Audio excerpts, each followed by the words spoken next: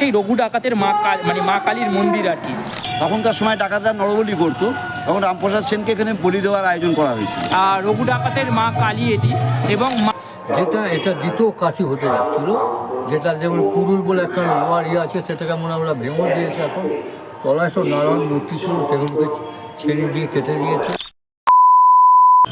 Hello বন্ধুরা, তো last ভিডিওতে তোমাদের সাথে কিন্তু শেয়ার করেছিলাম গতকালই এই ত্রিবেণীতে কুম্ভ স্নানের যে বিভিন্ন প্রক্রিয়া আছে, কিভাবে করতে পারবে, কোথায় আসবে, তার সমস্ত ডিটেল ভিডিও। আজকে যখন 12 তারিখ তোমরা এই ভিডিওটা দেখছো, তখন কিন্তু আমাদের ত্রিবেণীতে কুম্ভর যে শাহী স্নান, সেই স্নান শুরু হয়ে গেছে। গতকালের ভিডিওর বেশ কিছু অংশ তোমাদের সামনে রাখছি, যেখানে আমি গঙ্গার স্নান, তারপরে গঙ্গার পাশে মন্দির বা যেখানে গিয়ে তোমরা থাকতে পারবে এবং কোথায় সরস্বতী আর গঙ্গা মিলিত হয়েছে সেই সমস্ত কিছু রেখেছি। সাথে ছিল হচ্ছে মনসা মঙ্গল কাব্যের সেই প্রস্তর খণ্ড, যেখানে স্বর্গের দেবতাদের কাপড় কাচা হতো। তো বেসিক্যালি তোমরা গিয়ে চাইলে চেক আউট করতে পারো ওই ভিডিওটাতে তোমাদের বলা আছে কবে থেকে কবে অবধি চলছে, কী বৃত্তান্ত সব। বাট এই ভিডিওটাতে আমি তোমাদের ভাগ করবো হচ্ছে যে এত প্রাচীন একটা নগর, সেই নগরের দুটো প্রাচীন জায়গা, একটা নিয়ে বেশ বিতর্ক রয়েছে, আর আরেকটা হচ্ছে ডাকাতে কালীবাড়ি, মানে রঘু ডাকাতের কালীবাড়ি। সেই দুটো জিনিস কিন্তু তোমাদের জন্য এই ভিডিওতে রইল, দেখতে থাকো। এই হচ্ছে ঘাট, যেটা তোমাদের বললাম। এই ঘাট থেকে কিন্তু আমি এবার উপরের অংশে উঠছি, আর আমি যাচ্ছি হচ্ছে জাফর খান গাজীর দরগা, যেটা পশ্চিমবঙ্গের বা এই পূর্ব ভারতের সব থেকে প্রাচীন মসজিদ বলা হয়। প্রায় 1300 খ্রিস্টাব্দতে তৈরি আর কি। বেসিক্যালি এইখানেই কিন্তু ছিল ওই কুম্ভস্নানের ঘাট, আর ঘাট থেকে খানিকটা ওপর দিকে উঠে এলেই তোমরা কিন্তু পেয়ে যাবে পশ্চিমবঙ্গের সব থেকে প্রাচীন মসজিদ। ঠিক আছে, এই যেটা দেখছো, এটা পশ্চিমবঙ্গের বাংলার বুকের সব থেকে প্রাচীন মসজিদ জাফর খান গাজীর দরগা। কিন্তু এখানে তোমরা দেখো ভারতীয় পুরাতত্ত্ব বিভাগ দ্বারা এই জায়গাটাকে সংরক্ষিত করা আছে, জাফর খান গাজীর দরগা। আমি এইখান দিয়ে প্রবেশ করব এবার, আর ভেতরে কিন্তু ভিডিও নিষিদ্ধ আছে। তো বেসিক্যালি এই যে দরগা বা মসজিদ, সেটায় প্রবেশের আগে শুনে নেওয়া যাক এইখানকারই এক জনৈক ব্যক্তি এই বিষয়ে কি বলছে। এখানে বলছিলেন যে এই জায়গাটা কাশী হওয়ার একটা মানে মানে একটা চান্সেস ছিল, মানে সুযোগ ছিল, কিন্তু সেটা নাকি মানে অতীতকালে মানে মধ্যযুগের সময় নষ্ট হয়ে যায়। তো বিষয়টা কি, ঘটনাটা কি ঘটেছে? বিষয়টা হচ্ছে, তখন আমি যেটা ইতিহাস পড়েছি, ধরুন সমরেশ বসুর কালকুট বই পড়ে আমি যেটা গেছি, ত্রিবেণী তখন পৌরাণিক ত্রিবেণীর রাস্তা ছিল রামেশ্বরপুর বলে একটি ত্রিবেণী বাজারের উপর যে রাস্তা আছে। তখন গাজীরপুরে যেটা ইতিহাস শুনেছিলাম, গাজীর বাবা তখন ছিলেন একজন ব্যবসাদার, ইতিহাস ছোট করে বলছি। উনি কাটোয়া থেকে আসতেন, এখানে নোংর করতেন। এবার উনি আবার গেছেন ফিরে গিয়ে শুনছেন যে মা গঙ্গার মাটি তার পেটে সিং ঢুকিয়ে দিয়েছিল, সারেতে মাটি লেগেতে উদ্ধার হয়ে গেছে। তখন ওনারা মা গঙ্গার উপরে একটা এসে যায়, আসক্তি এসে যায়, তাকে গঙ্গা তো আমাদের শক্তি। তখন তিনি সাধনা করার জন্য এখানে বসেছিলেন, যার জন্য গাজীর পুরুলিয়া দেখবেন আপনার যে বেদিগুলো রয়েছে, মানে মুসলমানদের যে মাজারগুলো রয়েছে, তারা দেখবেন বাইরে আছে নিম গাছের তলায়। কিছু মাজার কাল্পনিক তারা এরপরে তৈরি দিয়েছে, এটা দ্বিতীয় কাশি হতে যাচ্ছিল, যেটা যেমন কুরুল বলে একটা লোহার আছে, সেটাকে মনে আমরা ভেঙে দিয়েছে। এখন তলায় সব নারায়ণ মূর্তি ছিল, সেগুলোকে ছেড়ে দিয়ে কেটে দিয়েছে। নারায়ণের মূর্তি ছিল তলায়, নারায়ণ মূর্তি এবং লক্ষ্মী নারায়ণ দেবদেবীর মূর্তি ছিল। আচ্ছা, হ্যাঁ, আর কৃত্রিম একটা ওরা নিজেরা মসজিদ ওপাশে বানিয়ে নিয়েছে। তা এখনো পর্যন্ত আপনি যদি ইতিহাস ঘাটেন, মানে যদি সমরেন্দ্র বসুর বই পান, কালকুট ওনার ছদ্মনাম। আচ্ছা, তা দেখবেন ত্রিবেণী ইতিহাস দেখবেন অন্যরকম। এই গাজীর কুরুলটা কিন্তু অ্যাকচুয়ালি মুসলমানদের নয়, এটা মুসলমানদের দখলেই যায়। বুঝলেন?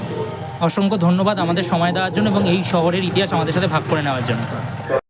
মূল মসজিদে প্রবেশের পর দেখলাম একটা বিশাল বটবৃক্ষ রয়েছে, তার মাঝে মসজিদটি রয়েছে। তবে মসজিদের বিভিন্ন অংশে আমাদের হিন্দু সংস্কৃতির স্থাপত্যের নিদর্শন রয়েছে, এবং মসজিদের নিচের অংশ কিন্তু একদমই অন্য ধাঁচের কারুকার্য রয়েছে। এই অংশগুলো দেখলে মনে হবে যে এই জায়গাগুলো যেন মসজিদ তৈরির অনেক আগের থেকেই ছিল।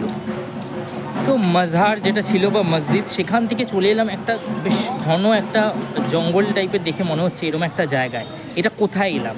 বেসিক্যালি আমি এই মুহূর্তে যে জায়গায় দাঁড়িয়ে আছি সেটা বাংলার ইতিহাসে একটা উজ্জ্বল অধ্যায়ের অংশ, অর্থাৎ রঘু ডাকাত।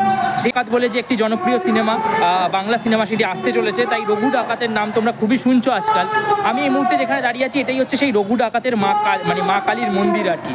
ঠিক আছে, এটা হচ্ছে রঘু ডাকাতের কালী মন্দির। এই মন্দিরে একটা বিস্তৃত ইতিহাস রয়েছে এইখানে থাকা নরবলিরও ইতিহাস। তো সেগুলো তোমার সাথে এই ভিডিওতে ভাগ করে নেবো।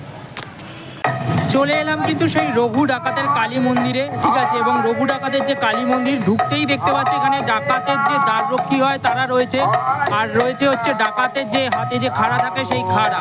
এবং আমি এই মুহূর্তে যাচ্ছি মন্দিরের ভেতরে। মন্দিরের মধ্যে কিন্তু পুজো অর্চনা চলছে আর কি, কালী মন্দির।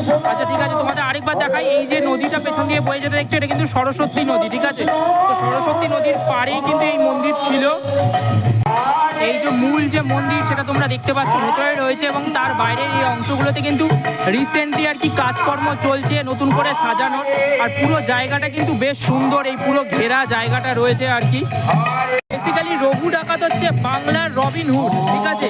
মানে জমিদার বড় লোকদের থেকে টাকা নিয়ে গরিবদের হাতে ফিরিয়ে দিত।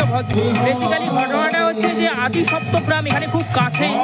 আদি সপ্তগ্রাম তোমরা জানো বিশাল বড় বন্দর ছিল, মানে অলমোস্ট মধ্যযুগের সময় থেকে। তো বেসিক্যালি সেই আদি সপ্তগ্রামে বহু লোক ব্যবসা বাণিজ্য করতো। তো হুগলির এই বিশাল অঞ্চল যত বন জঙ্গল ছিল, রঘু ডাকাত কিন্তু এইখানেই রণচরণ করতেন যাকে বলা যায়, ঠিক আছে। মানে বাঁশের পা পরে রীতিমতো এইসব জঙ্গল দাবিয়ে বেড়াতেন রঘু ডাকাত। তো এই মুহূর্তে আমি পেয়ে গেছি এই মন্দিরের ট্রাস্টির একজন সদস্যকে। স্যার আপনার পরিচয়টা একটু বলবেন। নমস্কার, আমার নাম কার্তিক ভৌমিক, আমি এই মন্দির কমিটির একজন। আপনারা দেখছেন এই যে মন্দিরটি, এটা আজ থেকে আনুমানিক 400 বছরের পুরনো মন্দির। এটা হচ্ছে বিদু ডাকাতের মন্দির, ঠিক আছে। রঘু এখানে আসতেন, কারণ মানুষের কাছে প্রচার হয়ে আছে যে এটা রঘু ডাকাতের মন্দির, কিন্তু রঘু এখানে আসতেন। একটা টাইমে এখানে নরবলি হতো, ঠিক আছে।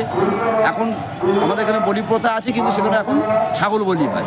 নরবলি প্রথা উঠে গেছে। নরবলি প্রথাটা উঠলো কীভাবে এখানে, সেক্ষেত্রেও আমি একটু বলি।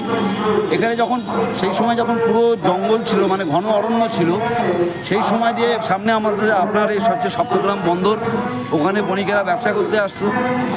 হালিশহরের রামপ্রসাদ সেনের নাম আপনারা নিশ্চয়ই শুনেছেন, সাধক রামপ্রসাদ সেন। উনি এই পথ দিয়ে যাচ্ছিলেন ত্রিবেণীতে উনার হালিশহরের বাড়িতে। সেই সময় ডাকাতের হাতে উনি পড়ে যান, রঘু ডাকাতের দলবলের হাতে উনি পড়ে যান। তখন সেই রামপ্রসাদ সেনকে এই মন্দিরে আনা হয়েছিল। এখানে এনে তখনকার সময় ডাকাতরা নরবলি করতো, তখন রামপ্রসাদ সেনকে এখানে বলি দেওয়ার আয়োজন করা হয়েছিল। যখন বলি দেওয়ার আয়োজন করলো, রামপ্রসাদ সেন যখন বুঝতে পারলো যে ওরা আমাকে বলি দিয়ে দেবে, তখন রামপ্রসাদ সেন সেই ডাকাত দলের কাছে একটি আর্জি জানায়, আবেদন জানায় যে আমি একটা মায়ের কাছে গান শোনাতে চাই। তখন উনি এখানে একটি গান ধরেন। গানের কথাটি হচ্ছে, তিলেক দাঁড়া ওরে সমন, বদন ভরে মাকে ডাকি, বিপদকালে ব্রহ্মময়ী আমার, আসেন কি না আসেন দেখি। এই গানটি যখন উনি গাইতে শুরু করেছেন, তখন সেই ডাকাত দলেরা আস্তে আস্তে দেখতে পাচ্ছেন, যখন এই গানটির শেষ মাথায় উনি যখন হাঁড়িকাঠে গলা দিয়ে দিয়েছেন, তখন সেই ডাকাত দল দেখছেন মা স্বয়ং ওখানে গলা দিয়ে দিয়েছেন। তখন সেই ডাকাত দলেরা বুঝতে পারে আমরা কোনো সাধককে ধরে ফেলেছি। তখন তার কাছে ক্ষমা প্রার্থনা চায়।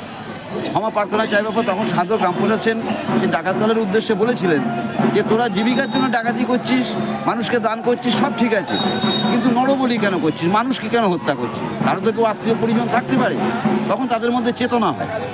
চেতনা হওয়ার পর তখন ওনারা রামপ্রসাদ সেনকে এখানে কথা দিয়েছিলেন যে আমরা জীবনে এখানে কোনোদিন নরবলি করব না। এবং আরেকটি বিষয় দেখবেন, সব জায়গায় আপনি কালীবাড়িতে মায়ের বিগ্রহ দেখবেন হাতে খাড়া আছে, আমাদের মায়ের হাতে কিন্তু আছে সেই রঘু ডাকাতের হাতের তরবারি। এই হচ্ছে এখানকার বৈশিষ্ট্য। বেসিক্যালি এইখানে কিন্তু কীর্তন চলছে এই মুহূর্তে।